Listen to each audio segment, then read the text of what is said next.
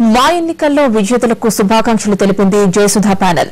గెలిచిన సభ్యులతో సినీ కార్మికులకు అండగా ఉంటామంటున్న ప్యానెల్ సభ్యులతో మా ప్రతినిధి సుధీర్ ఫేస్ టు ఫేస్. మా ఎలక్షన్ లో రాజేంద్ర ప్రసాద్ టీం అనూహ్య విజయాన్ని సాధించింది. 83 ఓట్లతో విజయం దక్కించినట్లుగా ఎన్నికల అధికారులు ఇప్పటికే ప్రకటించడం జరిగింది. అయితే జయసుధ ప్యానెల్లో ఉన్న నరేష్ గారు ఈ ఎలక్షన్ గురించి తన అనుభవాలను చెప్తారు. సార్ చెప్పండి, అసలు ఈ ఎలక్షన్ ఎలా జరిగింది అనుకుంటారు? ఎందుకంటే ఎన్నో కారణాల మధ్య హైకోర్టులో కానీ సిటీ కోర్టులో కావచ్చు కేసులు నడిచాయి. దీన్ని ఏ విధంగా చూడాలి? ఇప్పుడు జనరల్ యాంటీ ఇన్కమెంట్స్ ఉంటుంది. ఇప్పుడు ఎవరన్నా ఏకదాటిగా 5 ఏళ్ళు 10 ఏళ్ళు పరిపాలిస్తాయి కాబట్టి అది రాజేంద్ర ప్రసాద్ క్లెయిమ్ చేశారు. ఇవాళ డెమోక్రసీ ఎలక్షన్ అనేది it's not unhealthy process, healthy process. అందరం కలిసి చేశాం. అందరూ ఎవరికి ఓటేయాలో వాళ్ళు ఓటేశారు.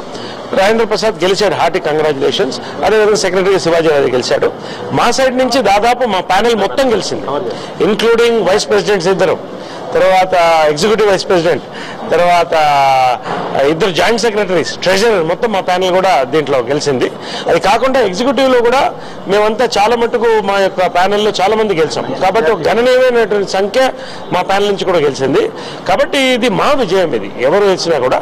కాబట్టి రేపు ఉన్న దాంట్లో ఒక అపోజిషన్గా కాకుండా అందరం కలిసి మా వెల్ఫేర్కి ఎక్కడ తప్పు జరగకుండా, ఎవరు ఒక ఇండివిజువల్ డెసిషన్ తీసుకోకుండా కలెక్టివ్ డెసిషన్ తీసుకోవడానికి మా వంతు మా ప్యానెల్ నుంచి వర్క్ చేసిన వాళ్ళు ఆ ప్యానెల్ అంతా కలిసి ఒక ప్యానెల్గా ఉండి మూవీ ఆర్టిస్ట్ అసోసియేషన్ భవిష్యత్తు ఒక రెస్పాన్సిబుల్ రెస్పెక్టబుల్ ఒక ఆర్గనైజేషన్, దీని ఒక పరువు దిగజారకుండా దీన్ని ఖచ్చితంగా గౌరవంగా కాపాడుతారు. జయసుధ గారు ఓడిపోవడానికి కారణం మురళీమోహన్ గారి మీద ఉన్న మిగతా కారణాలు ఏవైతే ఉన్నాయో అవన్నీ కూడా జయసుధ గారి మీద ప్రభావం చూపాయని చెప్పేసి విశ్లేషకులు భావిస్తున్నారు. దీన్ని మీరు ఏ విధంగా భావిస్తున్నారు? ఇప్పుడు రకరకాల వర్షన్స్ వస్తాయి. ఇప్పుడు మురళీమోహన్ గారు బ్యాకింగ్ చేయడం వల్ల గెలిచాము, ఓడేమో, అప్పుడైతే మిగతా ప్యానెల్ అంతా గెలిచిందిగా. మురళీమోహన్ గారు బ్యాకింగ్ చేసిన, ఆయన బ్యాక్ చేసి సపోర్ట్ చేస్తున్నా అన్నాడు, ప్యానెల్ అంతా బాగా గెలిచిందిగా మొత్తం ప్యానెల్. కాబట్టి అది కాదు, దీనికి కారణం జయసుధ గారు బేసిక్ గా లాస్ట్ మినిట్ లో దీంట్లో బరిలోకి దిగడము. ఈ క్యాంపెయిన్ లో ఎక్కువ ఆమె పాల్గొలేకపోయింది. వీలైనంత వరకు కూడా కవర్ చేయడం జరిగింది. జయసుధ గారు ఓడిపోయారంటే మహిళల తరఫున ఆమెకు సపోర్ట్ లేదని చెప్పేసి కూడా సినీ వర్గాలు కొంతమంది చెప్తున్నారు మేడం. అలాగే లేదండి, జయసుధ అమ్మాయి చిన్నప్పటి నుంచి ఆర్టిస్ట్గా వచ్చి పైకి వచ్చిన ఒక లీడింగ్ ఆర్టిస్ట్ అయిన తను. అందువల్ల నేను యాజ్ ఎ సీనియర్ ఆర్టిస్ట్గా నేను చెప్పదగ్గది ఏంటంటే, మహిళలందరూ ప్రయత్నం చేశాం. ప్రయత్నం ఎంతవరకు భగవంతుడి యొక్క దయ కదండి, ఇందులో ఎవరి తప్పు లేదు. ఆ అమ్మాయి కూడా వెరీ మెజారిటీగా రావాల్సింది. సరే, ఇప్పుడు రాజేంద్ర ప్రసాద్ గారు వచ్చారు, మా ఫ్యామిలీ మెంబరే వచ్చారు, అది మాకు సంతోషం.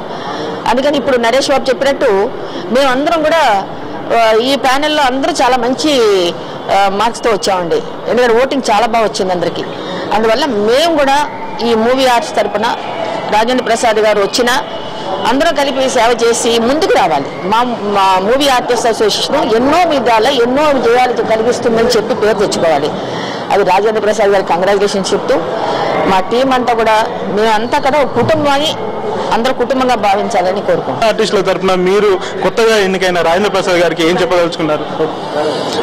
నేను కూడా వన్ ఆఫ్ ది కంటెస్ట్ అండి. 243 ఓట్ల మెజార్టీతో గెలిచాను. జయసుధ గారి ప్యానెల్లోనే ఉన్నాను. అయితే పోటీ చేసేటప్పుడు రకరకాల ఈక్వేషన్స్ ఉంటాయి. గెలిచిన తర్వాత అందరం ఒకటే. నేను గతంలో కూడా ఈసీ మెంబర్గా ఉండి సర్వీస్ చేశాను.